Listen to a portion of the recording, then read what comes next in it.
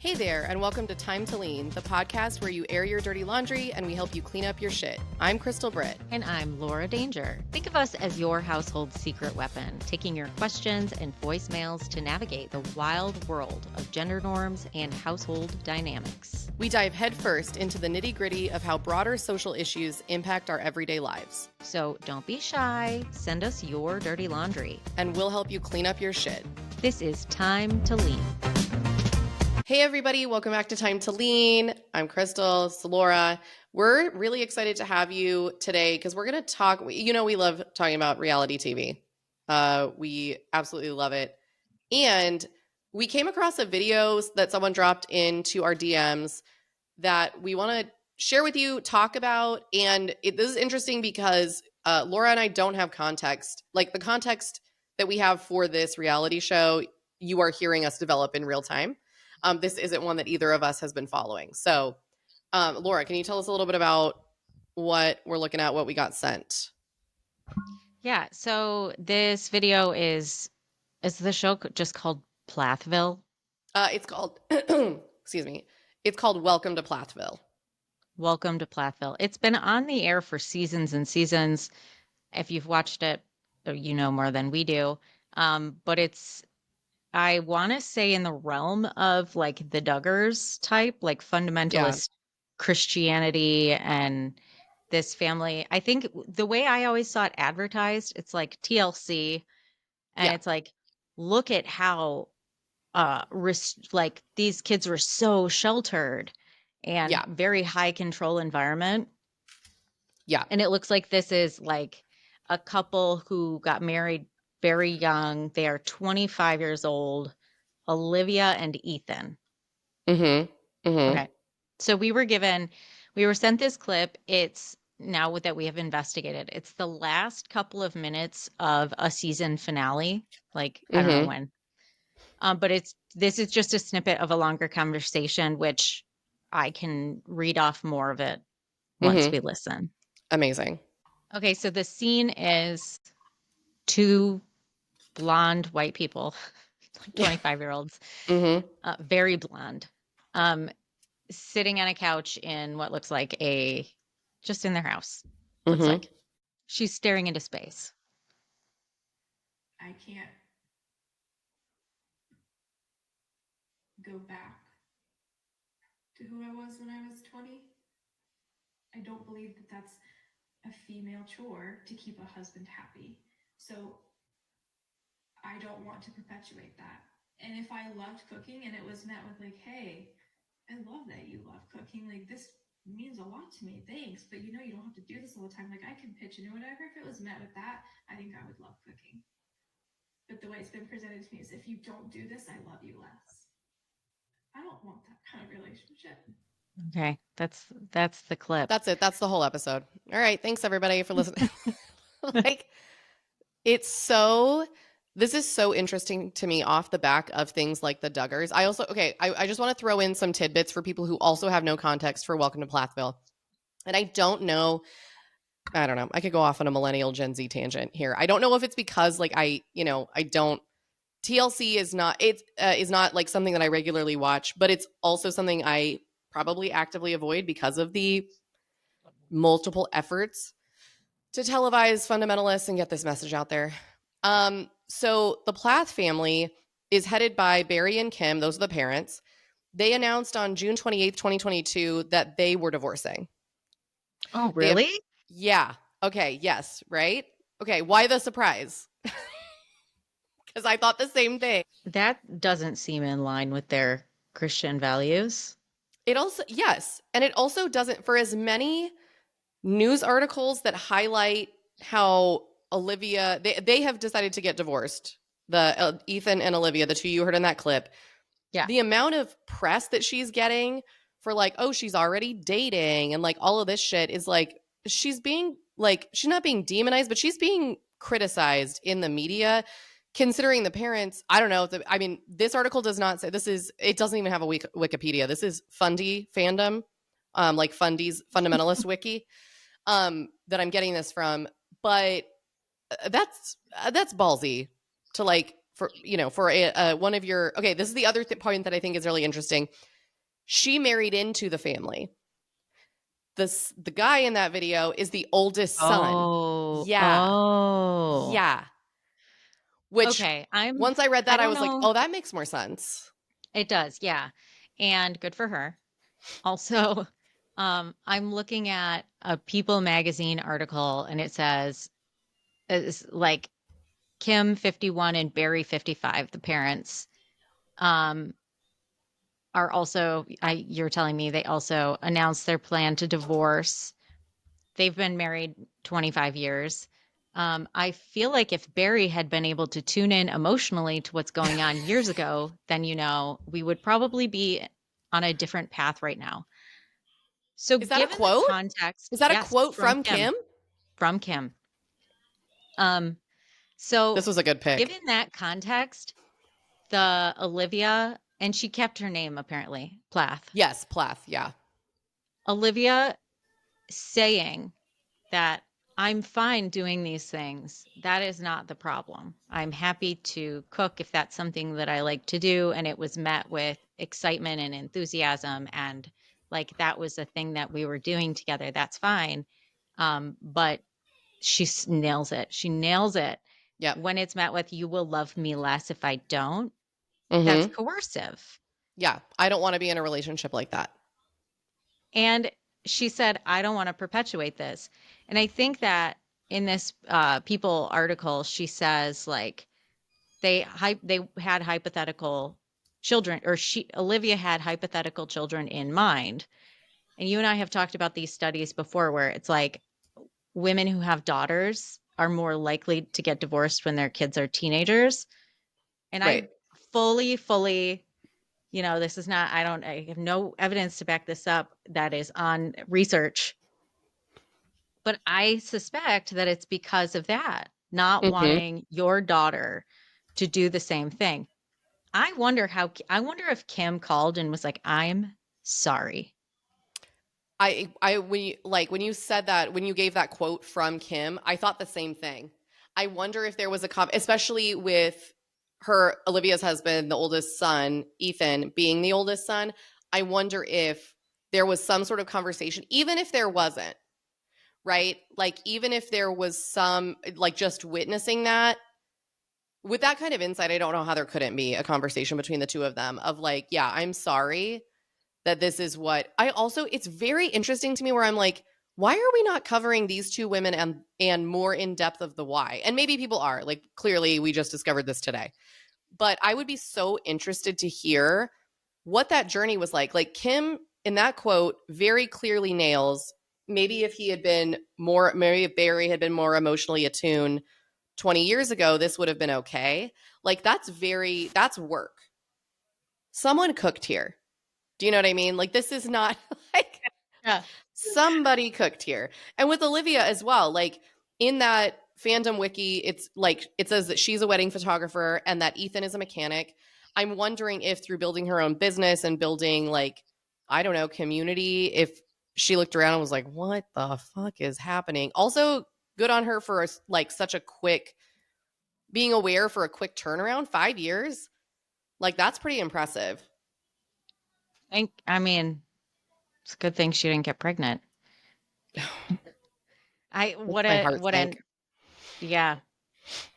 I want to say it's a couple of years ago now, and I want to say I do regret how I handled it.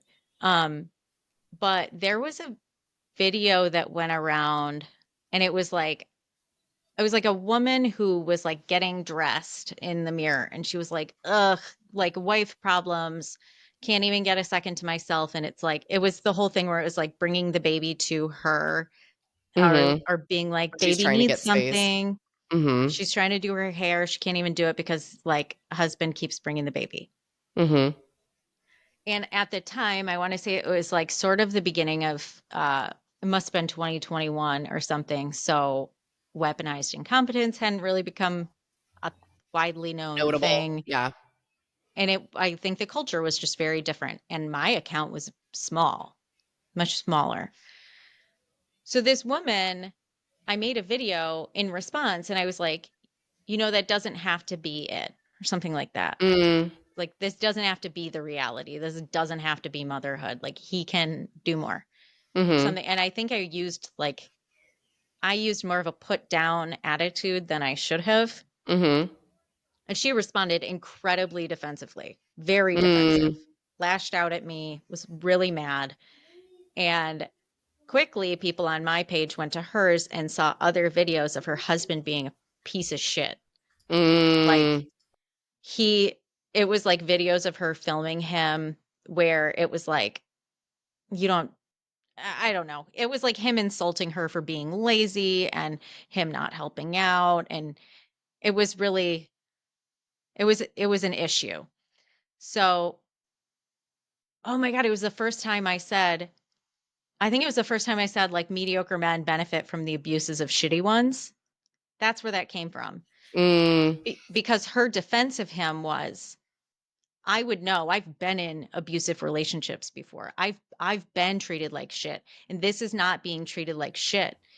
And was like, he treats me great, Oh, and he goes to work and blah blah. And people are like, hold up, maybe he's not that great. Maybe he's not actually, like, he might be nicer than your right, abusive piece of shit ex. right. Like That, that is possible. And also, and I think, yeah, I can't even remember what I was getting at with that, but but she was really, really young. She was very young. She was like mm, in her early 20s, I think, had left an abusive relationship with a kid, and then had jumped right in with this dude and had another baby. And of course, all of this is like public on her page. right. And I was harsher than I should have been. I was harsher than I should have been.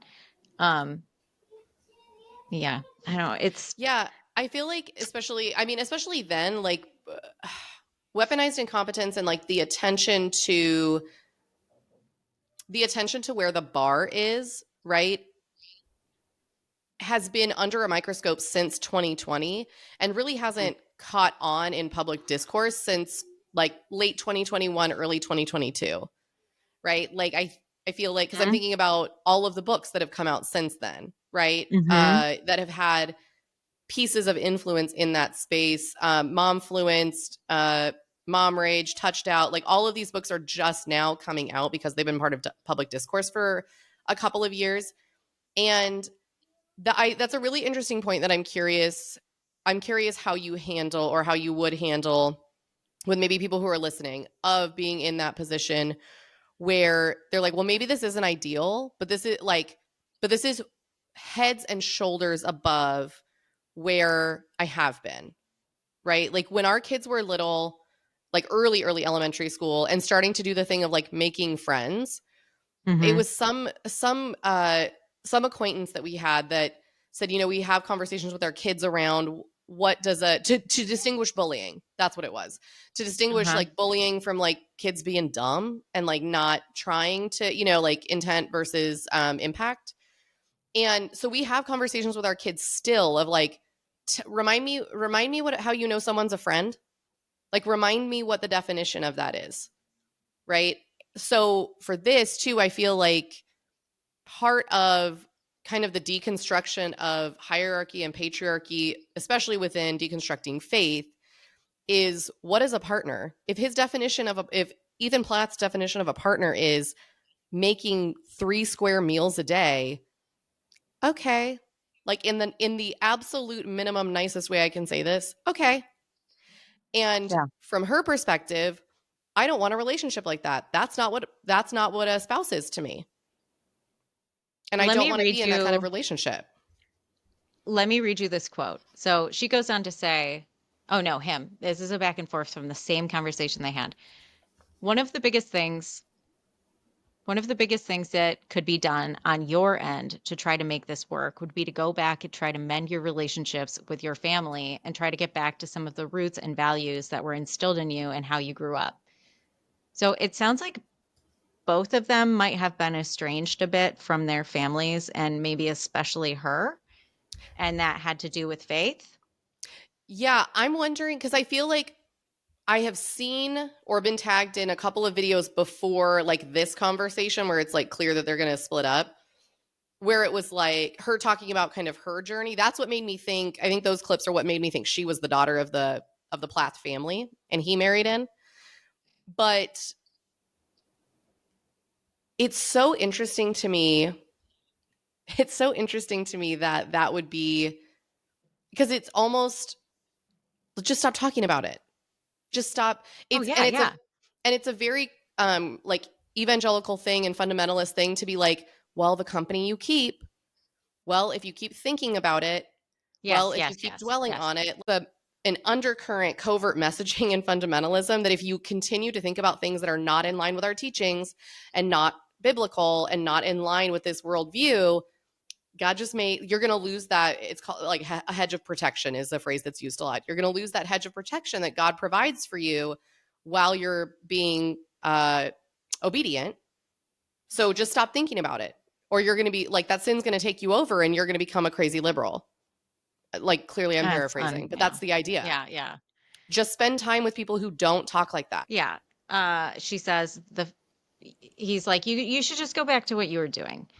Um, and she says, I feel like if you're searching for something that you haven't found that maybe is trying to take the place of that, uh, I don't think, I don't know if there's a replacement. Um, the faith in the world that I grew up in is a world built for men that worked for Mm. men.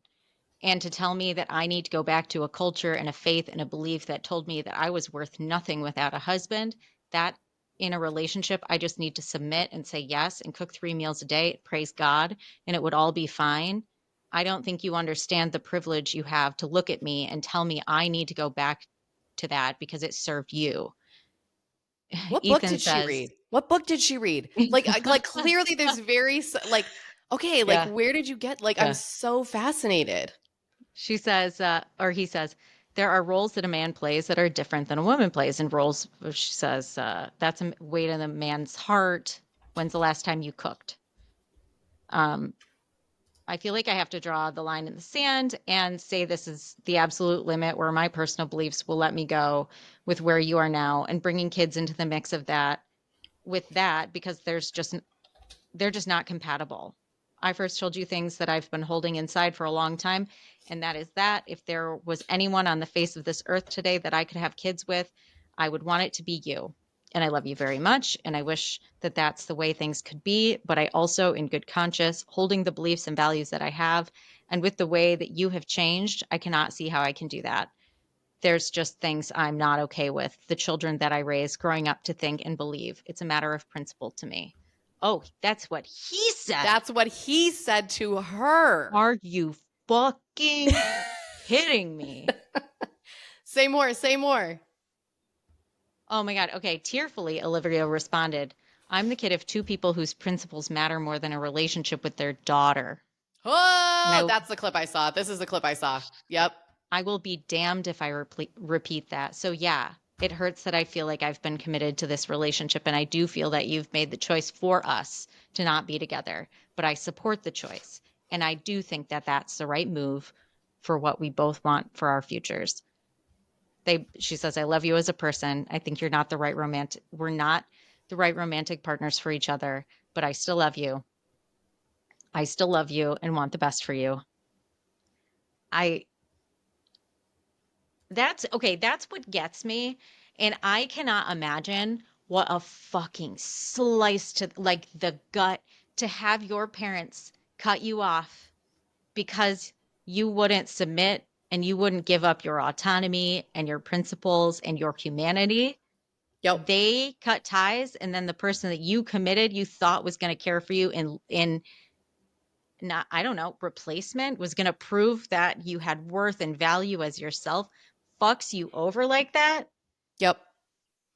And for And then her, the go fucking ahead, go media, ahead. Mm-hmm. the media. uh, can we have her on? I was gonna say, can we get her on or send her a care package or both? That would be great. It is wild to me that, and typical, so typical, right? So this is what I'm saying about TLC. I don't understand what kind of vested interest they have in fundamentalism. If this were owned, but if that entity were owned by fundamentalist Christians, this would not surprise me at all. I would not be stunned in the least. Because this is the kind of thing, like the cover up with Josh Duggar while they were filming and continued to film, all that kind of shit, this has to be owned by someone with a vested interest. Oh, yeah, definitely. But it is so, and heartbreaking, right? Wild and heartbreaking to me that there are like that line, oh my God, like I come from two people whose principles are more important than their daughter.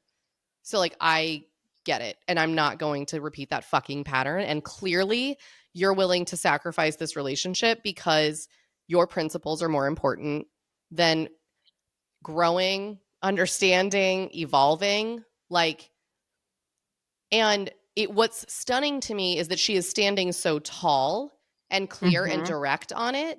That's why I'm like, I don't know, man. Was she like in college and then, or, you know, like started Bible college and then like kind of got sucked in, but had different, I mean, if she was raised by people who are similar, I guess not. Like she's got a lot of bravery and courage and fortitude to stand and be like, yeah, I'm not wrong. You're wrong. And you're the one who's willing to sacrifice our relationship for that. So that's, and I support that. That sounds like a good idea. Mm-hmm. So I just went to her Instagram. Okay. T. First of all, I'm going to follow her. But she's got a picture of her and a friend dressed up like Thelma and Louise. Holy And shit. That's so good. the comment section is horrible. Oh, I can't imagine. She was platformed and filmed for 5 seasons. There are 5 seasons of this show, so it had to have been right when they were first married. I'm gonna have to binge this whole show now, huh? Yeah. So people are, it sounds like a lot of, here's the thing. This is going to be, we're going to have to follow up on this. Okay. There's a comment section full of self-hating individuals. Yeah. People with internalized misogyny. I thought this was going to be a bunch of men who were like, you're a lesbian, or a couple of them who are like, you're a self-obsessed lesbian, she, her pronouns, blah. Yeah. But there's that. And then there's a ton of women, Mm-hmm. ton of women who are hating Mm-hmm. on her, putting her Mm-hmm. down. And like I see Pearl, I see the men's rights Mm-hmm. activists, I see Mm-hmm. these internalized misogyny women, Mm-hmm. and I just feel sad and Mm-hmm. like Mm-hmm. really bummed, but also when you're like, just consider if she didn't have the bravery or Yeah. support, like there's got to be Yes. support somewhere. If she didn't have that, and she knew in her heart that this was hurting her, she would have to become that. She would have to find a way to convince herself that anybody who did something different there was something wrong with them. Yes. It's Inherently. self-protective. It's self-protective, So, and it's where our brains go to in order to psychologically handle the devastation of something like that. yeah. Well, and then to your, right, like everybody else is bad. That's high control, anything, religion, occult, the military. Yes. Like, don't take this, please don't take this as me hating on any of those things. It's true that there is a culture of othering. Um, so yeah, like you have to figure out that you're right. And why are you right? Because everyone else is wrong.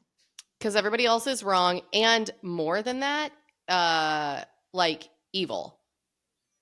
There is something morally objectionable, and that's why I'm standing on, like, the word principle pisses me off so much. Like I can't even tell you.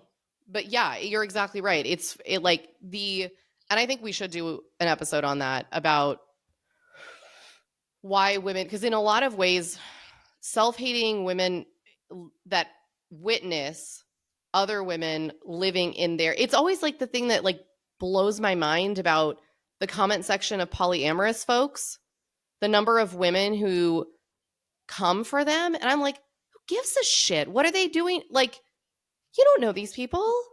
Mm-hmm. Mm-hmm. You just wasted 10 minutes of your day doing this. Are you okay? Mm-hmm. Mm-hmm. But I think that there's so much to be said for how people deal with things when they are not capable or can't, when it's not safe to do Yeah. those things. I mean, there is straight out refusal. I just don't feel like I feel like most of the people who experience that have been coerced in some way.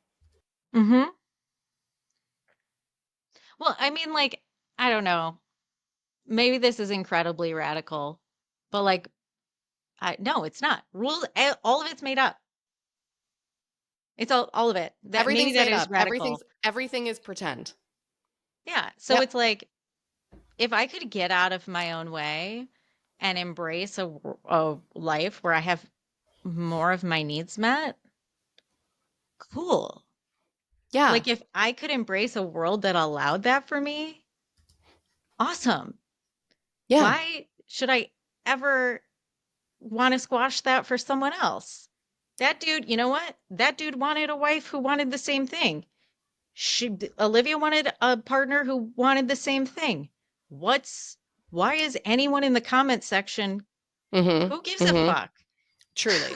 And you're exactly right. It's because they're unhappy and dissatisfied with their own relationships and can't get out of their own way.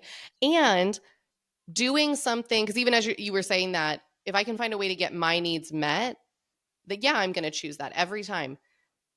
Yeah. High control religions will not promote that. That is the opposite of what you're supposed to do. Especially in fundamentalism, the sacrifice of self is considered the most important thing you could do. Right? Deny Okay. yourself these things, ignore that. You know what I mean? So As they see somebody it who as a worked moral for stance. I worked in a Catholic school for 6 years. And you know how clear and obvious it is that that is weaponized when they pay you $27,000 and don't give you parental leave, but it's all just women working there. Yep. And Mm-hmm. they say, we can't pay you more because, that's just like about our morals and a Mm-hmm. vow Mm-hmm. of Mm-hmm. poverty. Fah! Yep. Yeah. That's just one example. And it's a very clear cut example. And it's very different than here's the other thing too. People are going to, I mean, randos in the comments will come for us for hating religion. But that's very different than the Catholic workers movement that you and I both read about in Becoming Kin, where Dorothy Day and that movement were Catholic. And because they were Catholic, they said, our principles do not allow us to make above a certain amount of money. So Mm-hmm. we're signing up to live under a certain amount of wealth in order to prevent that evil from continuing on. There is a kick-ass book written by D.L. Mayfield about Dorothy Day. And let me look up the title of it really quick. Let me look up the name of it. Unruly Saint is that book. And that's if you're going to live religiously, the ethics have to align and that has to make sense. And part of ethics is not forcing someone else to live the same way you want to live. That's coercion. Yeah. Mm-hmm. Yeah. Let's follow that up. Let's follow Yeah. that up in a next one. Yeah, we're going to have to because I'm going to binge watch all of it and then I'll have more to say, I'm sure. If you all have thoughts on this, please DM us, send us messages. There's so much here. There's so There's much here. rich with Yeah. things. Okay. Amazing. You know where to find us, DM us, email us, and we will see you guys on the next one. All right. Bye. Thanks for joining us on another episode of Time to Lean. Your questions and stories are what keep us going, so keep those voicemails and messages coming. Until our next episode, remember that you can always find us on social media and, of course, in your podcast feed. You can also subscribe for $5 a month on Spotify for uninterrupted episodes and bonus content. We're so grateful for your support. See you next time.